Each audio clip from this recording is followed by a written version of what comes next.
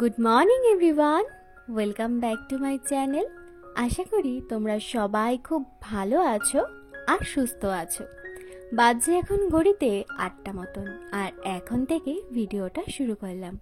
ঘুম থেকে অনেকক্ষণ আগেই উঠে পড়েছি, আর ঘুম থেকে উঠেই সবার প্রথমে বাইরে এসে দেখি তখনও বৃষ্টি পড়ছিল। গতকাল রাত্রেবেলা 10:30 থেকে 11টা থেকে বৃষ্টি শুরু হয়েছে।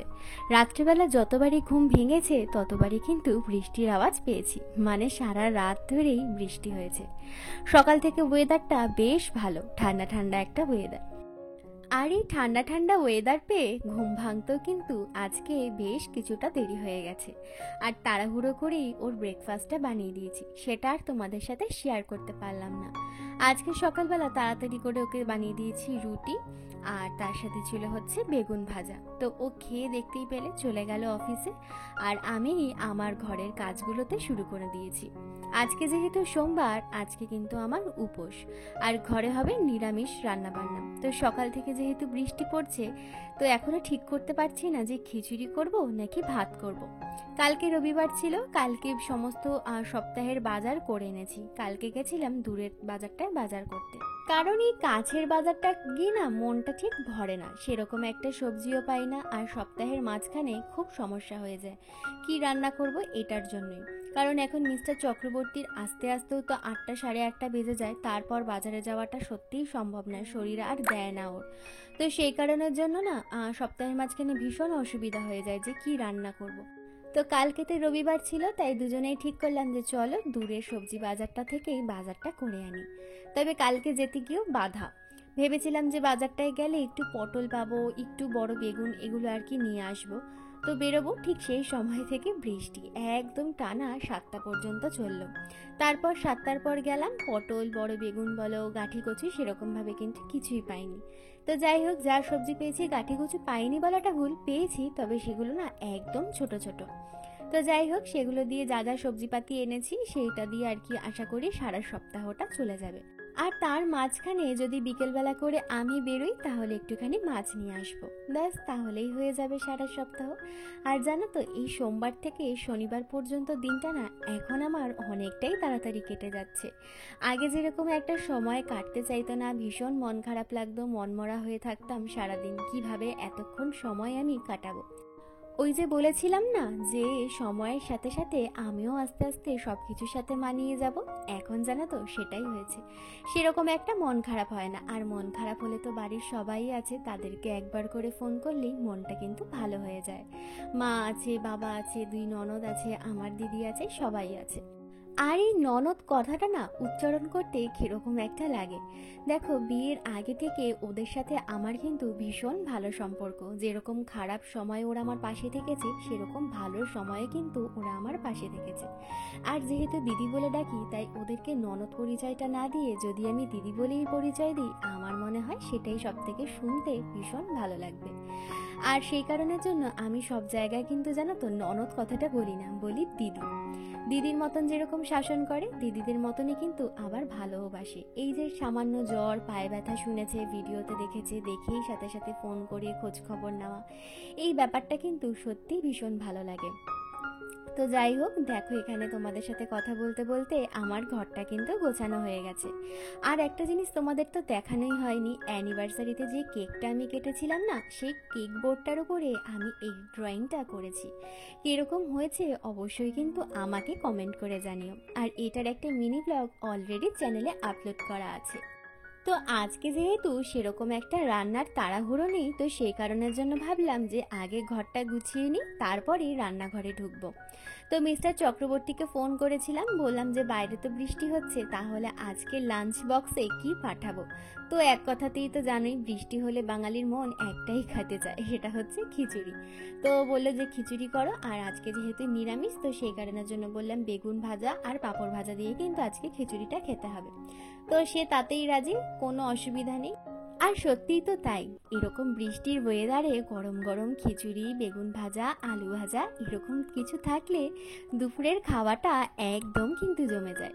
আর আমার শাশুড়ি জানো তো, যেদিন যেদিন খিচুড়ি রান্না করবে বলে ভেবেছিল সেই দিনই রোদ উঠে গেছে। আজকে রান্নার ফাঁকে যখন ফোন করে বললাম যে আজকে আমার ঘরে খিচুড়ি হচ্ছে, মা এক কথাতেই বললো, দেখ তুই তাহলে টিফিন বক্সে করে আমাকে একটু পাঠিয়ে দে। আর জানো তো, আমার আর আমার শাশুড়ির সম্পর্ক এরকমই, কিন্তু ভীষণ ভালো। এখনো পর্যন্ত সেরকম ভাবে কিন্তু মায়ের কাছে বকা এখনো খাইনি। আর শ্বশুর মশাইয়ের সাথেও তাই, কথায় কথায় প্রচন্ড পরিমাণে ইয়ার্কি চলে বাবার সাথে, আর মাঝে মধ্যে সিরিয়াস কথাবার্তাও কিন্তু হয়। তো এক কথায় আমার শ্বশুরবাড়ি নিয়ে আমার কোনো অবজেকশনই নেই, একদম মনের মতন যেরকম ভেবেছিলাম সেরকমই কিন্তু হয়েছে। আর সম্পর্কগুলোকে চেষ্টা করি জানো তো সুন্দর করে যত্ন করতে, আর যত্নের ফল আরও ভালো হয়। তো সেই কারণের জন্য প্রত্যেক দিন একবার দুবার যতবারই হোক না কেন একবার হলো খোঁজ খবর নিই ওনাদের। বয়স্ক মানুষ অতটা দূরে থাকে, তো খোঁজ খবর প্রত্যেক দিনই কিন্তু নেওয়া হয়। তো এই দেখো, তোমাদের সাথে কথা বলতে বলতে আমার কিন্তু এই সেলফটাও পরিষ্কার করা হয়ে গেছে। যদিও এটা কালকে করেছিলাম, তবে মিস্টার চক্রবর্তী বাড়িতে থাকলে সব ঘরই উল্টোপাল্টা হয়েই যায়, তো সেই কারণের জন্য আরও একবার পরিষ্কার করে নিলাম। আর পরিষ্কার করে নিয়ে এখন চলে যাচ্ছে, এখন সোজা হচ্ছে দোকানে, কারণ রান্নাঘরে ঢোকার আগে ঠাকুরের কয়েকটা জিনিস আনতে হবে। তো একবারে নিয়ে তারপরে রান্নাঘরে ঢুকবো। শুধু ঠাকুরের জিনিস নয়, রান্নাঘরেরও একটা জিনিস লাগবে, তাই ভাবলাম রান্নাঘরে ঢোকার আগে এই জিনিসপত্রগুলো এনে নিই, তাহলে আর পুজো দিতে দেরি হবে না, একদম তাড়াতাড়ি হয়ে যাবে। আর এই যে দেখতে পেলে সাদা কালারের যে এগুলো কিন্তু এখানে ওরা রসগোল্লা বলে, কিন্তু আমাদের কলকাতার রসগোল্লার মতন কিন্তু খেতে নয়। আমাদের কলকাতার রসগোল্লা অনেকটা নরম তুলতুলে হয়, আর এই রসগোল্লাগুলো একদম শক্ত শক্ত। তো যাই হোক, আজকে যেহেতু সোমবার, আজকে তো একটু মিষ্টি নেব। তবে এটাই দেখে হাসি পায় জানো তো, আমাদের মিষ্টির দোকানে মিষ্টি পাওয়া যায় আর এখানে মুদিখানার দোকানেই মিষ্টি পাওয়া যায়।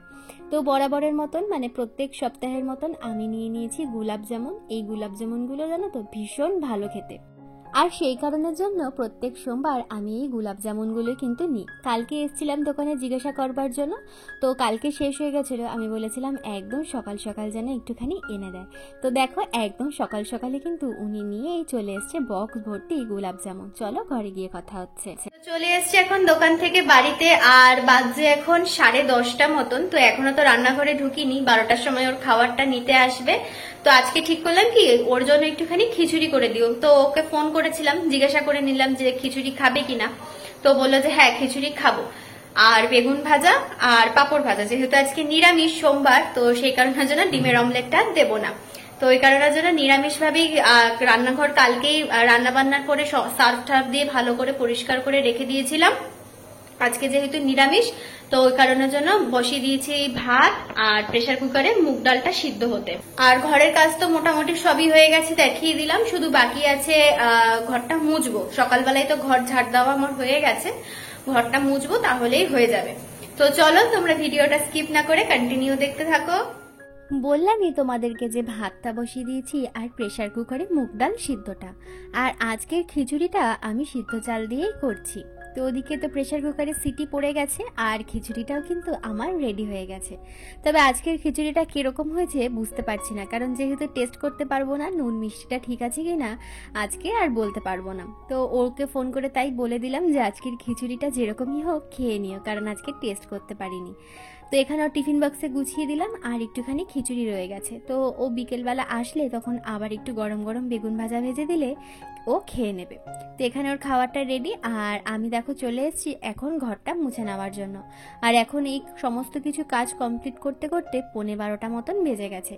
তো সেই কারণের জন্য একটু তাড়াতাড়ি করছি, কারণ এরপরে ওর খাবারটা নিতে আসবে, আর খাবারটা নিয়ে গেলেই আমি স্নান করতে চলে যাব।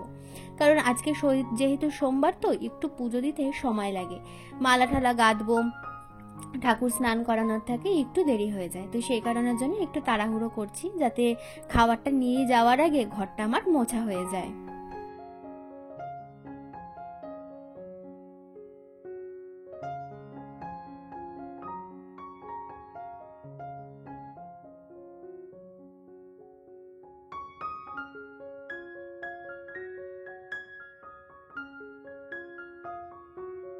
ঘর মুছে স্নান করে এখন দেখো চলে এসেছি গাছ থেকে আকন্দ ফুল পেড়ে নেওয়ার জন্য।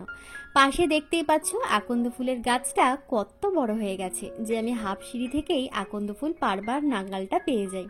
আর এখানে জানো তো আকন্দ ফুল কিন্তু ফুলের দোকানে বিক্রি করে না, আর সেরকম একটা গাছও কিন্তু চোখে পড়ে না। এই একটা আমার ঘরের সামনে দেখতে পেয়েছি, আর রয়েছে স্টেশনের একটা জঙ্গলের মতন জায়গা, সেখানে বেশ কয়েকটা আকন্দ ফুলের গাছ, আর একটা রয়েছে একটা রাস্তার ওপরে। তো যাই হোক, একদম ঘরের সামনে আকন্দ ফুল গাছ হওয়ায় আমার কিন্তু ভীষণ সুবিধা হয়েছে। বাবার মন পছন্দ মতন সেরকম কিছু না পেলেও এই আকন্দ ফুলের মালা গেঁথে কিন্তু প্রত্যেক সোমবার আমি বাবার গলায় মালা দিই। তো আমার মা তাই বলে, বাবার হয়তো তোর ঘরে আষাঢ়ি ছিল, সেই কারণের জন্য কোথাও না হয়ে তোর ঘরের সামনেই একটা আকন্দ ফুলের গাছ হয়েছে। আর সত্যি তো তাই না, ঘরে বেলপাতা দিতে পারি না, তারপর কাটা ফল দিতে পারি না, তিল দিতে পারি না, কোনো কিছুই কিন্তু সেরকমভাবে দিতে পারি না, শুধু দাওয়ার মধ্যে এই আকন্দ ফুলটাই দিতে পারি। আর এখানে দেখো আমার আকন্দ ফুলের মালা গাঁথা কিন্তু হয়ে গেছে। আর এখানে বাবাকে প্রথমে একটু আর নন্দী মহারাজকে ঘি দিয়ে ভালো করে মাখিয়ে নিয়ে তারপর কিন্তু দুধ আর পঞ্চামৃত আর কি দুধের মধ্যে সবকিছু দিয়ে স্নান করিয়ে নেব বাবাকে। আর তোমরা কে কে এই শ্রাবণ মাসের সোমবার করছো কমেন্ট করে কিন্তু জানিও। বিয়ের আগেও আমি করতাম জানো তো, আগের বছর করা হয়নি, আর আবার এই বছর থেকে শুরু করলাম। বিয়ের আগে প্রায় 3-4 বছর করেছিলাম, আর এই বছর থেকে আবার শুরু করলাম। আগের বছর পর্যন্ত কিন্তু আমার ঘরের পাশে এই আকন্দ ফুলের গাছটা ছিল না, বেশ কয়েক মাস আগে থেকেই লক্ষ্য করেছি এই আকন্দ ফুলের গাছটা। তো যাই হোক, ওখানে তো শিবলিঙ্গ স্নান করানো হয়ে গেল, এখানে আমার গপুকে স্নান করিয়ে নিচ্ছি। আর এই হচ্ছে আকন্দ ফুলের মালা। আর সাদা ফুলের মালা আজকে আর গাঁথতে পারিনি, কিরকম কারণ গাছে সেরকম একটা সাদা ফুল নেই, তো যে কটা ছিল সে কটা দিয়ে আজকে সিংহাসনটা সুন্দর করে সাজিয়ে দেব। তো সবার প্রথমে মা লক্ষ্মীকে সিঁদুর পরিয়ে নিলাম, আর তারপর গপুকে আর শিবলিঙ্গর মাথায় একটু চন্দন লাগিয়ে দিলাম। এইপরই দিলাম আকন্দ ফুলের মালা, আর সুন্দর করে এখন সিংহাসনটা সাজিয়ে দেব। তবে জানো তো, আমার শ্বশুরমশাই যেহেতু পুজো পাঠ ভীষণ ভালোবাসে, তো আজকে প্রথমবার শ্বশুরমশাইকে ফোন করে দেখিয়েছি। বাবা যেদিনকে প্রথম শিবলিঙ্গ বসিয়েছিলাম সেদিন বাবাকে বলেছিলাম যে আমি আজকে ঘরে শিবলিঙ্গ বসিয়েছি। তো সেই দিন তো দিদির বাড়িতেও পুজো ছিল, তো সেরকম ভাবে আর দেখাতে পারিনি। তারপর শ্বশুরমশাইয়ের ফোনটা খারাপ হয়ে গেছিল, তো সেরকম ভাবে আর ভিডিও কল করা হতো না। তো এই কয়েকদিন আগে ফোনটা ঠিক হয়ে যাওয়ায় আজকে ফোন করে দেখিয়েছি। তো বাবা তো ভীষণ খুশি হয়েছে, তা বললো তুই একটু আজকে নিরামিষ কিছুই খাস, ভাতের কিছু খাস না। তো আমি যেহেতু ভাতের কিছুই খাবো না, খাওয়ার মধ্যে দুপুরবেলা খাবো সাবু, আর রাত্রেবেলা একটুখানি রুটি খেয়ে নেব। তো যাই হোক, এখানে দেখো তোমাদের সাথে কথা বলতে বলতে আমার কিন্তু পুজো দেওয়া প্রায় হয়ে গেছে। তোমাদের কিরকম লাগলো আমাকে কিন্তু অবশ্যই কমেন্ট করে জানাবে, নাহলে বুঝতে পারবো না আমার ভিডিও তোমাদের কিরকম লেগেছে। তাহলে চলো আজকের জন্য এখানে শেষ করলাম, ভালো লাগলে চ্যানেলটা সাবস্ক্রাইব করে দিয়ে পাশে থেকো। টাটা।